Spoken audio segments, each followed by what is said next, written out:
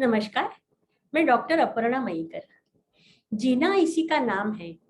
इस शीर्षक के अंतर्गत आज का हमारा विषय है प्रेरणा, इंस्पिरेशन। देखो, ये शब्द सुनते ही कितना अच्छा लगता है, क्योंकि इट्स अ पॉजिटिव वर्ड। बहुत अच्छा शब्द है, क्योंकि इंस्पिरेशन की वजह से ही हम अपनी जिंदगी में कुछ अच्छे काम कर लेते हैं। अपना कोई भी बड़ा गोल हो लाइफ में तो वो अचीव करते हैं। कैसा होता है ना कि जैसे हम जैसे एक फायर को हमें प्रोड्यूस करना है, जंगल में बैठे हैं, तो हम क्या करते हैं कि आसपास के जो ट्रीज है उनसे वो सब उनकी ब्रांचेस तोड़ के लाते हैं। पर जब तक उनमें वो लाइट नहीं आता, लाइटनिंग ठिंडी जिसे कहते हैं, वो स्पार्क नहीं जलाते हम, तब तक वो आग नहीं होती वहां पे।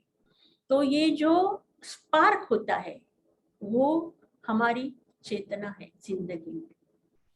आप देखो ना कि जिंदगी में जैसे ओलंपिक का एग्जांपल ले लो, बहुत सारे लोग मेडल्स मिलते हैं उनको, पर वो कैसे? क्योंकि उनके पीछे कोई होता है उन्हें इंस्पायर करने वाला, और सालों साल जाके वो मेहनत करते हैं, तब जाके उन्हें मेडल मिलता है। अब लता मंगेशकर, आशा भोसले, ये तो बहुत बड़ी गायिका है जिन्होंने भारत देश का नाम बहुत रोशन किया है।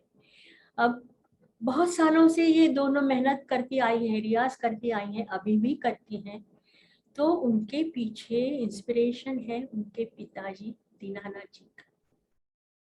ये कहावत है कि हर एक सक्सेसफुल इंसान के पीछे कोई औरत होती है, तो ये तो आधा सच है।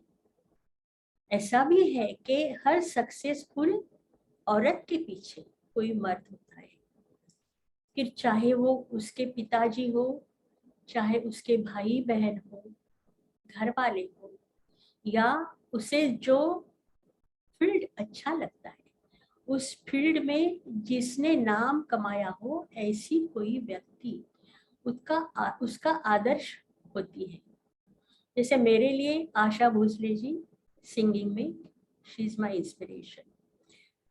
शादी के पहले मेरे पिताजी ने मुझे बहुत बढ़ावा दिया, so he is the inspiration in the house. And after marriage मेरे पति अरविंद मयेकर, उन्होंने कुछ जिम्मेदारियां अपने सर पे ली और मुझे बहुत प्रोत्साहित किया कि तुम अपने करियर में आगे बढ़ो, as a doctor, as a singer. मेरे पास ना एक बहुत सुंदर मिसाल है, बहुत ही हृदय स्पर्शी है, सेंटिमेंटल है। जैसे आप लोग जानते हो, परदेश में soccer game is very popular. तो वहाँ स्कूल में एक सॉकर की टीम थी, उसमें एक बच्चा था, but he was not in the team actually. उसका 13th नंबर था। तो हमेशा रोज वो मैदान पे आता था, प्रैक्टिस करता था, उसके साथ उसके पिताजी आते थे, उसको बढ़ावा देते थे। तो कोच को ये अचरज होता था कि कभी भी उसको मौका नहीं मिला है टीम में खेलने का, फिर भी ये इतना उत्साहित कैसे होता है। तो उस लड़के ने जवाब दिया कि मेरे पिताजी चाहते हैं कि मैं इस गेम में कुछ बहुत बड़ा इंसान बनूं, आगे जाऊं। अब यूं हुआ कि जो लड़का रोज आता था, लगातार 6 दिन नहीं आया, 7वें दिन आया। वो भी अकेला आया, पिताजी नहीं थे साथ में। और उसी दिन इत्तेफाक से उस स्कूल के दूसरे बहुत बड़ी टीम के साथ मैच थी। अब ये स्टूडेंट कहने लगा कोच से कि आज किसी भी हालत में मुझे खेलना है, please allow me to play. तो कोच ने कहा दैट इज नॉट पॉसिबल, कोई एक निकल भी जाता है मैच से किसी वजह से, तो you are 13th not 12th। तो इसने कहा वो मैं नहीं जानता, लेकिन मैं बहुत चाहता हूँ कि आज मैं खेलूं, और मैं आपको प्रॉमिस करता हूँ कि मैं आप आज मैं बहुत अच्छा खेल खेलूंगा, please please give me the chance.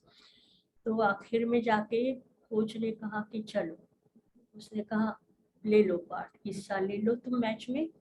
और हुआ यूं कि वो बच्चे ने इतना सुंदर खेल खेला, बहुत सारे गोल किए और वो स्कूल को प्राइज मिला, स्कूल जीत गया।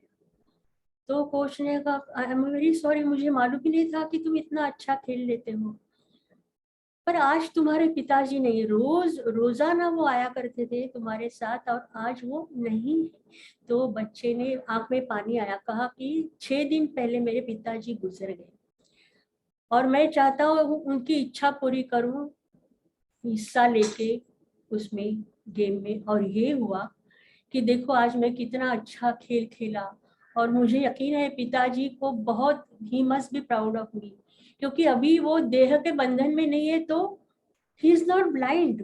पहले जब वो जिंदा थे, वो अंधे थे तो वो देख नहीं सकते थे, पर आज स्पिरिचुअली उन्होंने मेरा गेम देखा और वो प्रसन्न हुए होंगे।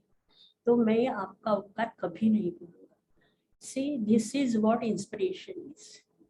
सचिन तेंदुलकर को हम हमेशा देखते हैं कि जब भी वो सेंचुरी बनाते थे, हमेशा बैट ऊपर करके आकाश की तरफ देख के वो अपने पिताजी को अभिवादन करते थे। तो आज का विषय यहीं पे खत्म हुआ। अगले हफ्ते हम मिलते हैं नया सब्जेक्ट लेके, तब तक के लिए राम राम, अलविदा।